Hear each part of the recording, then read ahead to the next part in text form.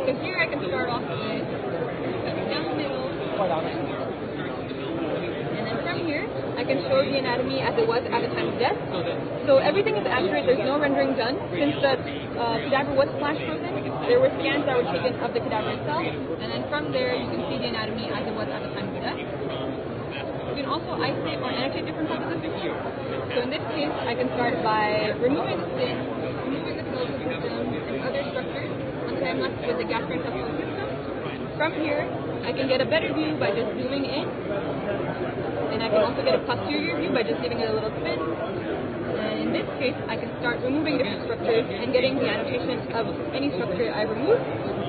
And I have this undo button where I can bring everything back up. This is amazing. And in this case, you can also have concurrent views of, let's say, the muscular system and skeletal system, and also start removing different areas to see regional anatomy and other types of anatomy as well at the same time. If you don't want to look at the anatomy as a whole, you can also see regional anatomy. So in this case, I have the female head and neck. To mimic something that you find in surgery, you can also do natural cuts. So in this case, I have an incision made, and you can also see the relationship between the skin, the fat, and other structures. And as I showed earlier, you can go ahead and also remove structures here and press this undo button. And what's interesting is these are actually the scans that were done from the cadaver. So everything you see here is what we saw at 0.6 to 0.8 millimeter thickness. And so each time I turn around, slide through these sections, I can see where it relies on the cadaver. And you're not just limited to the head and neck, you also have areas like the brain, larger areas like the thorax and the abdomen, all the way down to the leg and foot. And what's most interesting to me is you can load in your own patient feature MRI scan, and from there you can get a 3D model of what you're seeing.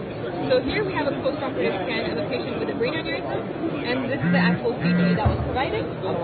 You can go ahead and fly through the CT and see exactly where the tips were placed as well. So if I go down here, it'll show where it is. And same functionality as before. You can go ahead and make a quick cut into the 3D model and see where the tips were placed as well. So it's kind of more intuitive when you see something in 3D, where the tips are placed rather than just focusing on a CT. And you can also add in some vasculature if needed. And you can also bring it back down. There's other ways where you can utilize this, where I bring in transparent soft and hard tissue. And so in this case, you still see where the tips were placed.